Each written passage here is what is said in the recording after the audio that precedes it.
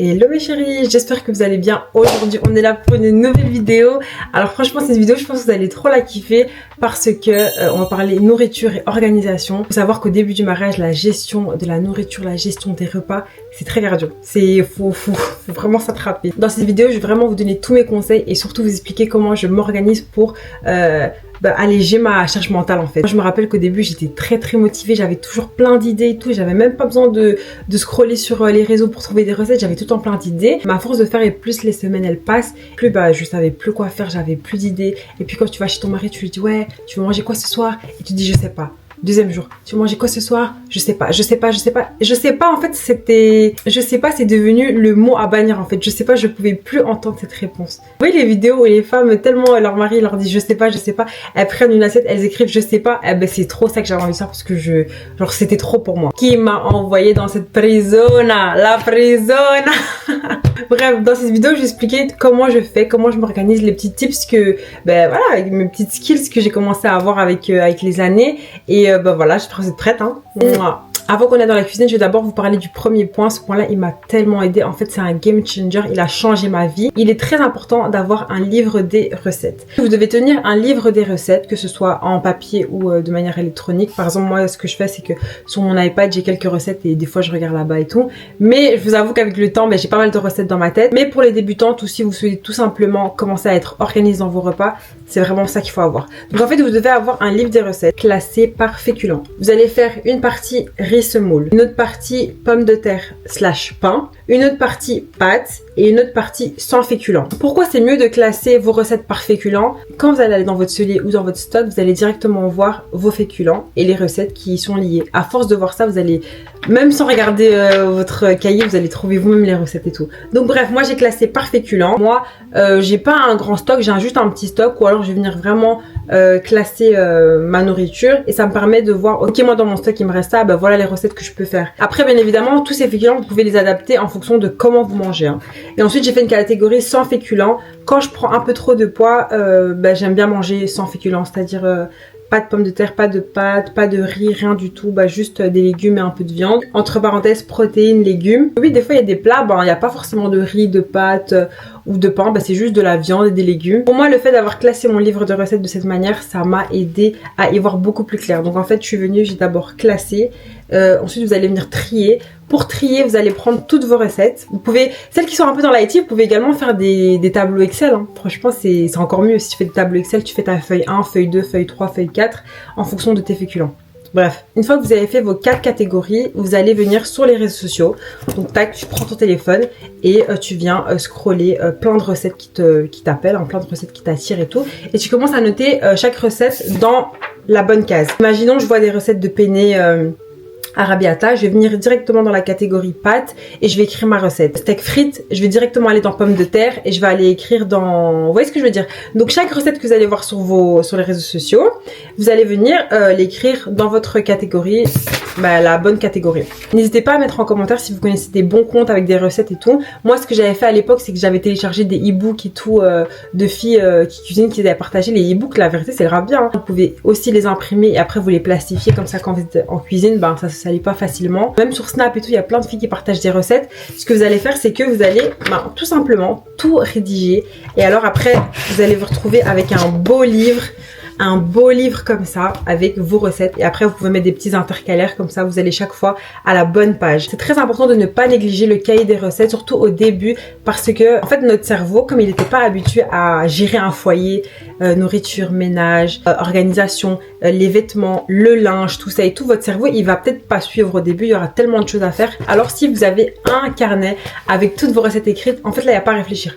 Tac, je vois qu'est-ce que j'ai, je fais. Je vois qu'est-ce que j'ai, je fais. Et cette manière de faire, ça va également vous permettre d'économiser de l'argent parce que si vous gérez les repas en fonction de vos envies, en fonction de ce que vous voyez sur Instagram et tout, chaque fois que vous allez aller faire des courses tous les 2-3 jours, j'ai envie de manger ça, j'ai envie de manger ça, autant faire des bonnes courses et après tu regardes, tu fais ton petit planning. Les filles elles font leur planning à la semaine, il y a d'autres filles qui vont faire leur planning par 3 jours. Moi ce que j'aime bien faire, c'est que j'aime bien avoir des idées, je réfléchis à des idées pour plus ou moins 5 jours parce que je sais qu'il y a des jours je vais pas préparer, franchement préparer 7 jours sur 7 Moi j'en ai marre en fait de préparer ces jours, c'est saoulant en fait, la vérité c'est saoulant. Donc ce que je fais c'est que je prépare parfois par semaine, je prépare chaque fois le double, comme ça le lendemain on mange la même chose et pas besoin de rentrer en cuisine, pas besoin de libérer des odeurs et voilà, et ça me fait moins de vaisselle aussi. Ce que je fais aussi pour inclure mon mari dans dans la gestion des repas et tout, ce que je fais c'est que je lui demande est-ce que cette semaine t'as envie de manger un truc particulier, est-ce que t'as envie, mais s'il me dit je sais pas, en fait je m'énerve plus, je me casse plus la tête à lui dire ouais tu sais jamais rien nan et commencer à m'énerver. En fait je m'énerve plus, je vais dans mon cahier des recettes et je fais ce que moi j'ai envie de manger, voilà ce que moi j'ai envie de manger. Peut-être quand ma fille sera plus grande je lui dirai est-ce que t'as envie de manger quelque chose et tout, mais je me casse plus la tête, en fait je m'énerve plus. S'il me dit je sais pas, je fais ce que moi j'ai envie de manger. Vraiment les filles, mes chéries, faites comme vous avez envie. Un autre point, si votre mari, il y a un truc qu'il aime pas dans la nourriture ou par exemple des allergies, pour moi allergie direct tu fais pas. Mais maintenant les trucs qu'il aime pas et que moi j'adore, par exemple les oignons, mon mari il aime pas les oignons et moi j'aime bien les oignons. Et maintenant à cause de lui je commence à ne plus trop aimer les oignons alors que de base j'aimais trop les oignons en fait. Oh là là, c'est vraiment énervant. Donc moi ce que j'ai commencé à faire c'est qu'au début du mariage, comme il aimait pas les oignons, j'achetais plus d'oignons. Alors que non, en fait, on est deux personnes différentes, chacun a le droit d'avoir chacun a le droit d'avoir ce qu'il aime et ce qu'il aime pas. Donc par la suite ce que j'ai fait c'est que je faisais des plats que pour moi et que pour lui. À un moment donné ça m'a saoulée. Ce que j'ai fait c'est que j'ai mis l'ingrédient caché dans la nourriture. Et comme il l'a pas senti là, il m'a dit ah c'est délicieux et tout, j'ai compris qu'en fait c'était un point de l'oignon qu'il aimait pas. Donc en fait ce qu'il aime pas dans l'oignon c'est le côté cru et c'est le côté quand il sent mâcher l'oignon. Donc en fait ce que je fais c'est que je l'écrase bien, je le pile bien ou je le hache bien et là il le sent pas du tout. L'oignon dans la nourriture ça vient ajouter un goût trop bon en fait, donc je ne pouvais plus m'en passer et j'ai décidé de le cacher dans la nourriture. Et quand c'est caché il le voit même pas. Des fois ma mère elle fait des soupes aux oignons et elle dit ah c'est trop bon et tout, c'est une soupe au quoi? Et ma mère elle dit ouais c'est une soupe, c'est des soupes aux choux-fleurs.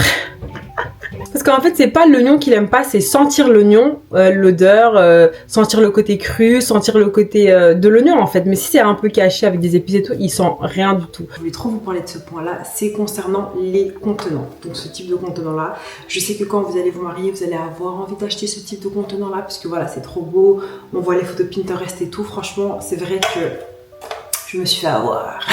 Pour moi, ce type de contenant, si vous les utilisez mal, pour moi, c'est une perte de temps, c'est une perte d'énergie, c'est une perte de nourriture par rapport à la péremption des aliments. Je m'explique. Imaginons que tu viens d'acheter des pâtes. Imaginons que tu rentres des courses. Tu rentres des courses et tu dois commencer à mettre tous les aliments que tu as achetés pour ton stock dans ce type de contenant-là. Perte de temps. Perte de temps, mes chéris. Quand on arrête des cours, déjà on est fatigué, on est épuisé parce que maintenant il fait vite noir. On doit faire vite fait à manger, on est épuisé. Commencer à prendre tous les paquets pour commencer à les mettre dans ces contenants, ça prend trop de temps. Et aussi, ce genre de délire, il n'y a que vous qui allez le faire. Vos maris, ils vont pas vous suivre dans ça. En tout cas, moi, mon mari, il ne me suit pas dans ces délires-là. Ça prend trop de temps déjà de ranger les courses. En plus de ça, s'il faut ajouter le fait qu'on veut mettre chaque truc dans un beau contenant parce qu'il faut que ça fasse beau, en fait, tu perds trop de temps, La raison pour laquelle j'ai arrêté de tout mettre dans des contenants, c'est bien évidemment pour les dates de péremption parce que tu sais pas contrôler quand les produits périment. Ensuite, pourquoi j'ai arrêté, c'est parce qu'il y a des aliments qui restaient dans les contenants extrêmement longtemps parce que je les utilisais pas souvent. Donc moi, mes pâtes. Je vous donne un exemple. Ça, c'est deux types de pâtes différents. Donc, on a les penne, on a les macaronis.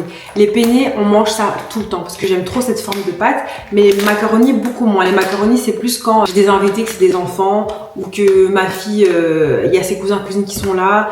Mais sinon, nous, les adultes, on mange pas trop des macaronis.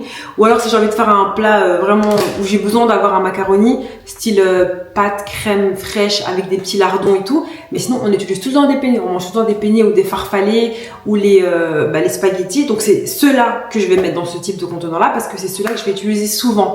Alors que les pâtes que je vais jamais utiliser, très peu, oui, vous allez me dire pourquoi tu les achètes. Oui, je les achète, mais je vais pas les mettre dans ce type de contenant là parce que sinon ils vont pourrir en fait entre guillemets dans ce type de contenant. Donc si vous avez envie de gagner du temps, de l'argent et voilà, votre santé, je vous conseille vraiment de mettre dans les contenants uniquement les aliments que vous allez manger très souvent.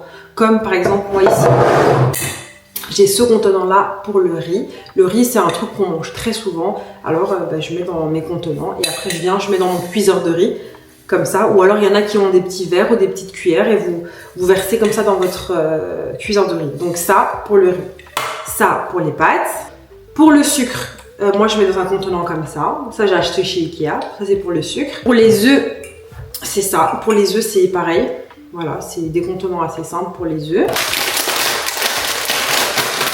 tac. Pourquoi aussi je trouve ça trop utile d'avoir des contenants, je trouve ça trop utile, c'est parce que nous, on finit pas un paquet de pâtes. Donc nous, on est une famille de 3 personnes et quand on mange, la vérité, on s'arrête ici, je crois. Donc il y a toujours ça de pâtes qui reste et ça te fait plein de paquets empilés. Alors que si tu as directement un contenant, bah c'est beaucoup plus simple. C'est beaucoup plus simple parce que tu te retrouves pas avec plein de restes de sachets. Donc ça aussi, c'est une des raisons pour lesquelles j'aime trop les contenants. En fait, dans tous les cas, je pense que toutes les options sont bonnes. C'est juste qu'il faut pas en abuser. Il faut pas en abuser. Fois on voit un peu sur Pinterest genre 20, 40 et tout, c'est trop fatigant parce que quand vous voyez les 20, 40 là dans l'image, dites-vous que c'est quelqu'un qui les a remplis. C'est quelqu'un qui a rempli ses contenants.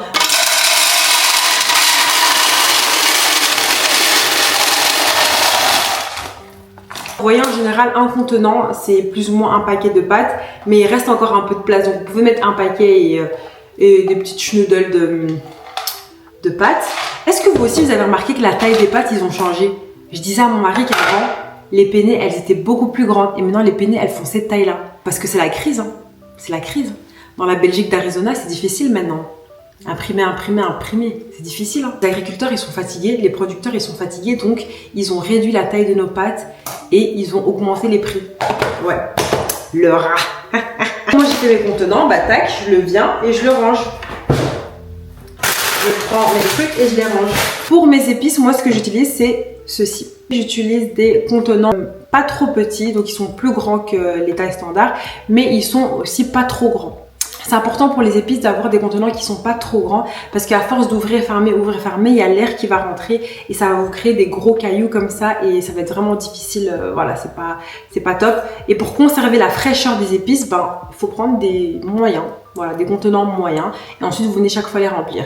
Une fois que j'ai rempli mon contenant, je viens avec ma Dimona et je viens écrire le nom de l'épice. Donc là, vous voyez, c'est de la cannelle. Et ensuite, je viens les ranger tranquillement dans mon tiroir. Je trouve ça trop mignon, je trouve ça vraiment pratique. J'aurais préféré avoir des contenants avec un couvercle en bois. Je trouve que c'est plus esthétique.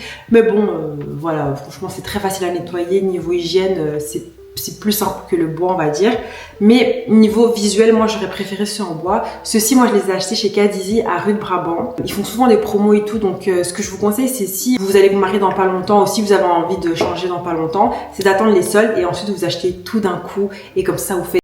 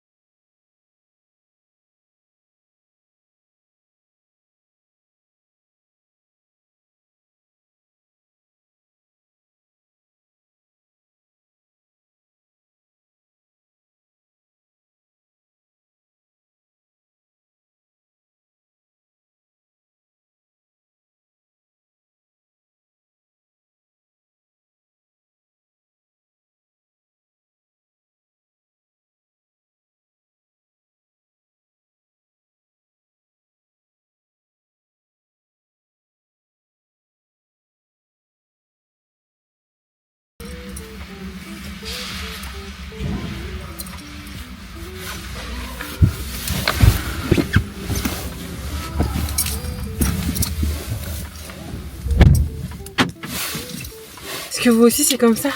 Dès que vous rentrez dans la voiture, vous verrouillez direct. En fait, je crois que j'ai trop vu de films.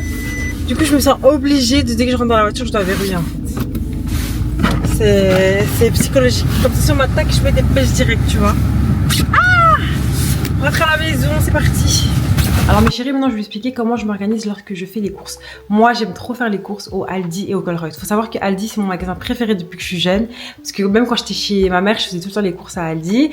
Et depuis que je suis mariée, bah, j'ai découvert Colruyt et j'aime vraiment beaucoup Colruyt. Pourquoi j'aime Colruyt? Parce que il t'aide à ranger les courses. Franchement, on peut pas négliger ça. C'est un petit geste mais ce n'est pas à négliger. J'aime trop quand les vendeurs et les vendeuses du Colruyt ils t'aident à ranger tes courses. Je sais pas, je trouve que psychologiquement t'es moins stressé quand t'arrives à la caisse et aussi parce que eux ils ont fait des formations pour apprendre à bien ranger les courses, c'est-à-dire qu'ils vont te mettre un sachet avec ce qui va au frigo, un sachet avec ce qui va au congélateur, un sachet avec ce qui va dans le stock. Et moi ma cuisine elle est un peu organisée comme ça, c'est-à-dire que quand avec ces coups on arrive dans la cuisine, ben, on dépose un sac devant le frigo, on dépose un sac devant notre stock et un sac devant le congélateur. Donc c'est trop pratique et franchement Colruyt, cœur sur vous, j'aime trop.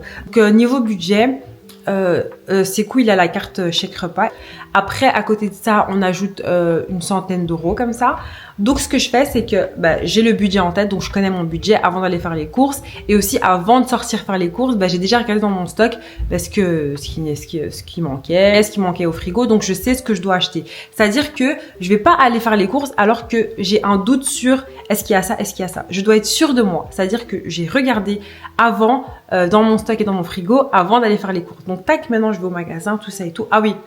Il faut aussi bien manger avant d'aller faire les courses, comme ça vous n'êtes pas influencé par vos petites envies. Tac, je suis là, je suis prête et tout, je suis en condition pour aller faire mes courses. Je prends ma calculette et je vais commencer à noter mes courses. Donc moi je sais que dans ma tête, mon budget c'est par exemple 170 euros. Tac, je commence à noter 1 euro, plus 1,25, plus 1,19, tac. 1,19 plus, et j'avance comme ça. Et puis, je fais toujours égal pour savoir où j'en suis. Une fois que j'arrive plus ou moins à une centaine d'euros, je dis, là, j'approche du budget 170 euros, donc je vais aller vers les trucs du congélateur. Même si j'ai encore d'autres trucs à acheter, je vais vers le truc du congélateur parce que moi, j'aime bien stocker des trucs dans mon congélateur. Donc, je vais dans mes trucs du congélateur. Tac, après, j'arrive à mon budget, on va dire 140 euros. Il me reste 30 euros. 30 euros, je vais aller dans les trucs que je sais que j'ai besoin. Mais bon, c'est pas urgemment. Après, je vais me laisser une marge. J'arrive à mon budget de 160 euros. Je me laisse 10 euros. Petit cadeau pour de temps en temps. De temps en temps. Faut se faire plaisir de temps en temps. Maintenant, honnêtement, j'arrive jamais jusqu'à 160 euros parce que voilà, je suis organisée. Chaque centime que vous allez économiser parce que intelligente et chargée, chaque centime que vous allez économiser, vous allez garder dans votre poche, mes chéris. Vous allez le garder dans votre poche. Imaginons, vous n'avez pas de travail et c'est votre mari qui vous donne l'argent pour aller faire les courses et tout. Imaginons, il n'y a pas de carte Sodexo, c'est de l'argent en cash. Si vous réussissez à économiser de l'argent puisque vous êtes intelligente, gardez-le, vous remettez pas l'argent. C'est comme quand nos parents ils nous donnaient de l'argent quand on était petits en fait. Et ton père il dit ouais vas-y tiens prends 20 euros, va acheter ça et tout. Et puis il te dit alors la monnaie et toi tu dis il n'y a plus de monnaie. C'est la même chose. Quand votre mari vous donne de l'argent pour aller faire les courses, si vous grâce au fait que tu es trop intelligente tu as fait des économies, tu gardes l'argent dans ta poche parce que vous allez voir que au fur et à mesure du mois, il y aura toujours des petits jours où vous allez remarquer il manque ça donc je vais aller acheter. Si vous commencez à prendre votre argent, l'argent de votre poche à vous, tout le temps, lorsqu'il manque des trucs à la maison, vous allez vous retrouver avec plus rien. Vous allez avoir plus d'argent en fait, mes chéris. C'est vraiment une mauvaise idée de faire ça. Donc, quand vous faites des économies dans les courses familiales avec l'argent de votre chéri, vous le gardez de côté. Et comme ça, quand il va manquer des petits trucs à la maison, vous allez pouvoir les acheter avec l'argent que vous avez économisé. J'espère que c'est clair. Ce que j'aime bien faire personnellement, c'est qu'il y a des mois, je vais faire des grosses courses en mode stock. Donc, je vais acheter 5 paquets de pâtes, 5 paquets de sucre, 5 paquets de vermicelle, 3 paquets de riz. Moi, j'aime bien faire des courses comme ça. Donc, je sais que je vais arriver d'office à 170 euros. Et puis, le mois prochain, ça va être un mois beaucoup plus soft vu que j'ai déjà fait mes courses de stock. Et donc, ça vous fait des mois avec un gros mois, un petit mois, un gros mois, un petit mois. Et comme ça, vous allez un petit peu apprendre à comment vous consommez, qu'est-ce que vous achetez souvent, qu'est-ce que vous achetez moins souvent. Et chaque fois, avec l'argent économisé du petit mois, le mois où vous avez été beaucoup plus soft, vous allez chaque fois le mettre de côté pour acheter des fruits frais pour les enfants, du fromage frais, pour acheter des yaourts, ça c'est des trucs qui périment assez vite, pour acheter des œufs. Vous voyez, de temps en temps, vous allez acheter des petits trucs comme ça. Et de temps en temps, ce que j'aime bien faire aussi, c'est que avec l'argent économisé, un petit dessert, tu vas à la boulangerie, tu prends un petit truc à la pistache. Tu vois, tu te fais plaisir comme ça. Tu te fais plaisir avec des petits trucs. Donc, toujours garder l'argent qu'il y a en plus. Jamais remettre l'argent. Jamais remettre. Quand tu as fini tes courses, tu rentres tout ça à la maison, tu as tes sacs, tu vas directement travailler. Des fois, j'enlève même pas ma veste. Je suis encore en train de ranger parce que si je m'assois, je sais que c'est foutu. Franchement, je sais que c'est foutu, que je vais plus bouger, j'aurai trop la flemme. Donc, quand tu rentres chez toi à la maison, tu commences directement par les trucs qui vont au congélateur. Ton mari, par exemple, il range ce qui va au frigo et toi, tu ranges après ce qui va dans le stock. Je vous conseille de nettoyer votre frigo avant de faire les courses parce que quand vous allez rentrer à la maison, vous n'allez pas avoir la force. Franchement, les courses, c'est Koh-Lanta, c'est trop cardio en fait de faire les courses, les packs de lait, porter les trucs et tout, c'est trop fatigant. Donc nettoyez votre frigo et arrangez et faites la vaisselle. Vous rangez bien la cuisine, vous faites la vaisselle avant d'aller faire les courses. Donc au début de notre mariage, ce qu'on faisait, c'est qu'on rangeait les courses et puis on commandait direct à manger. Genre on faisait même pas à manger parce que il y avait trop la flemme et tout. Les courses c'est cardio, la vérité. Et en plus quand tu fais les courses, plus tu vas à la boucherie. Wow, ça c'est une dinguerie. C'est une dinguerie. Faire les courses plus aller à la boucherie. Wow. C'est pour pleurer carrément.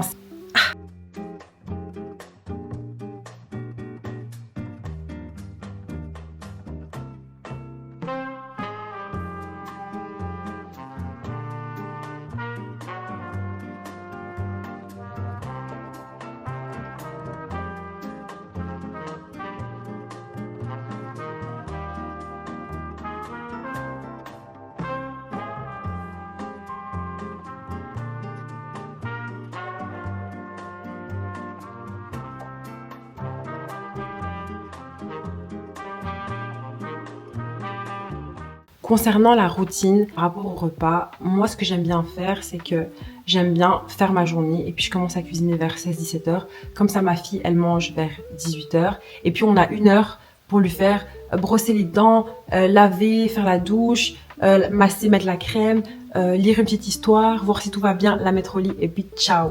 Ciao. Quand je suis juste avec mon mari, ce qu'on fait c'est que en général je cuisine vers 18-19 heures, des fois même 20 heures et tout parce que des fois lui il va au mini-foot. Donc voilà. Mais un autre point, c'est de ne pas suivre votre mari. Ne suivez pas votre mari, par exemple, imaginons qu'il fasse un sport, mini-foot, futsal, paddle, peu importe qu'il fasse un sport et que du futsal c'est tard, hein, c'est 21h, 22h, n'attendez pas votre mari pour manger, vous mangez à l'heure. Vous mangez alors parce que manger tard, ça va vous faire grossir. Au début du mariage, franchement, on prend trop de poids. Donc moi, je vous conseille de manger à l'heure à laquelle vous avez l'habitude de manger, donc 18h, 19h, 20h, et de ne pas suivre votre mari. Si lui, il rentre tard du paddle ou du futsal et qu'il veut manger à 23h, eh ben, il mange à minuit et voilà, il casse pas la tête. Moi, un point que j'aimerais bien travailler et tout, c'est que j'aimerais bien apprendre à ses coups à cuisiner comme moi. Qu'on ait les mêmes skills et comme ça quand moi je suis pas là ou si moi je travaille ou si moi je sais pas j'ai des plans et tout et qu'on a beaucoup d'enfants, ben, il va savoir s'organiser, il va savoir bien préparer et tout pour nos enfants. Donc ça c'est un point que j'aimerais bien qu'on bosse dessus, tu vois. Un autre point mes chéris, c'est même si vous apprenez à cuisiner de fou malade, genre vous êtes une cuistot et tout, moi je vous conseille de toujours aller manger au restaurant, enfin de toujours dire à votre chérie, ah ben viens on va manger au restaurant et tout, parce que personnellement ça me donne des idées, ça me donne des idées sur des nouvelles idées de plats, sur le dressage, vous voyez des fois comment dans les restaurants ils dressent et tout, ben ça me donne trop des idées moi. Donc il faut pas hésiter à aller manger dans les restaurants, bien évidemment si vous en avez les moyens. Moi des fois mon mari me dit oui ça sert à rien d'aller manger dans les restos parce que c'est dégueulasse, tu cuisines mieux et tout, non non. Je suis en mode famille, t'inquiète, nous on connaît les restos famille. Là je vais faire l'assiette de ses coups, je vais lui faire un petit thé. Voilà c'est ça, hein. Quand on va au mini-foot le soir, et ben voilà, on mange tard, hein. Je vais faire son assiette et je vais, comme il est tard, je vais pas lui mettre beaucoup. J'ai fait du riz avec une sauce champignons, tomates séchées. Voilà.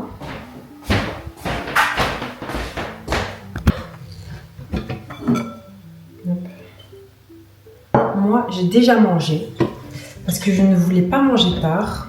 Comme ça, j'ai le temps de digérer à mon aise. Moi, j'aime bien quand on mange bien.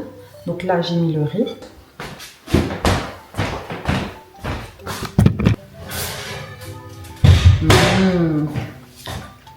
Voilà, ma petite sauce que je vais mettre ici. Voilà. Ça, c'est des aubergines grillées que j'ai fait au air fryer. Et je vais venir mettre comme ça dans mon plat. Excellente. Voilà, aubergine grillée. Mettre à chauffer. Une britie à taille. Une britie.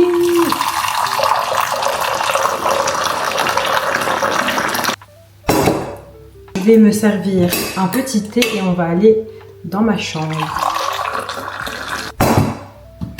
Venez, on va dans ma chambre.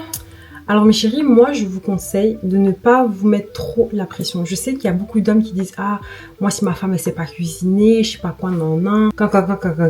On s'en fout. On s'en fout parce que croyez-moi que c'est pas la cuisine qui retient un mariage, c'est pas la cuisine qui fait que votre mariage il va être incroyable et tout. Si vous avez l'opportunité chez vos parents d'apprendre, quand ta mère elle t'appelle, elle te dit viens et tout, franchement. Quand ta mère elle t'appelle, elle te dit viens, franchement viens. C'est important que tu viennes parce que des fois tu voudras apprendre auprès de ta mère mais elle sera plus à son prime.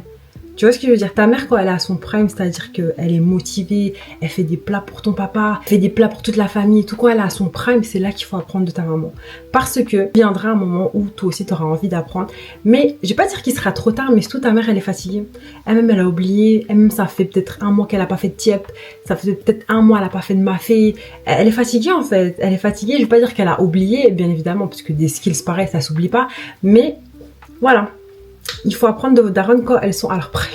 Ne vous mettez pas trop la pression, mais dites-vous, j'ai envie de faire des efforts, je vais y arriver petit à petit. Il n'y a personne qui est né en sachant tout faire, en ayant directement les skills, ouais je sais cuisiner, je sais trucs. Et vous allez voir que plus vous allez cuisiner, au plus vous allez avoir des skills naturels. C'est-à-dire que quand le riz il va être prêt, quand le riz va être cuit, vous allez le sentir. Quand les pâtes, elles vont être presque cuites, vous allez reconnaître à l'odeur. Quand l'eau va bouillir, donc quand l'eau monte à ébullition, vous allez reconnaître l'odeur. Et à force de cuisiner, vous allez commencer à savoir, ok, là je sens que c'est cuit, là je sens que c'est pas cuit, là la texture, ça veut dire que c'est pas encore prêt.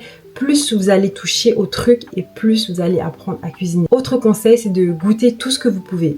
Si vous avez l'opportunité de goûter, c'est-à-dire hors période de Ramadan, je vous conseille de tout goûter. C'est important d'apprendre à connaître le goût des épices. Apprendre le curry, le curcuma, le paprika, le persil, la ciboulette. Toutes ces épices-là, coriandre, le poivre, même le sel.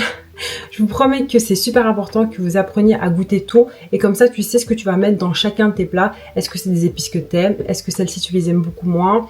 Et comme ça tu auras plus de facilité aussi à varier les épices. Franchement, les 4 épices, les mettre partout, curry, paprika, sel, poivre, mettre ça partout.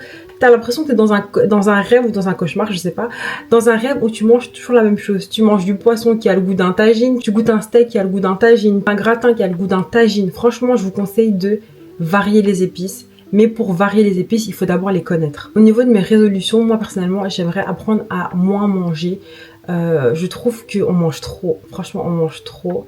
Et j'aimerais bien réduire mes repas à 2 repas par jour. J'aimerais vraiment réduire, mais j'espère qu'avec le ramadan je vais réussir à réduire mon estomac parce que j'ai plus envie de manger 3 fois par jour. Des fois je mange 4 fois par jour et je trouve que c'est trop. J'ai développé un appétit mais vorace en fait et j'ai peur d'arriver à mes 30 ans et d'être complètement dépassée parce qu'il y a plein de gens qui parlent du fait que quand tu dépasses les 30 ans t'as du mal à perdre du poids et tout.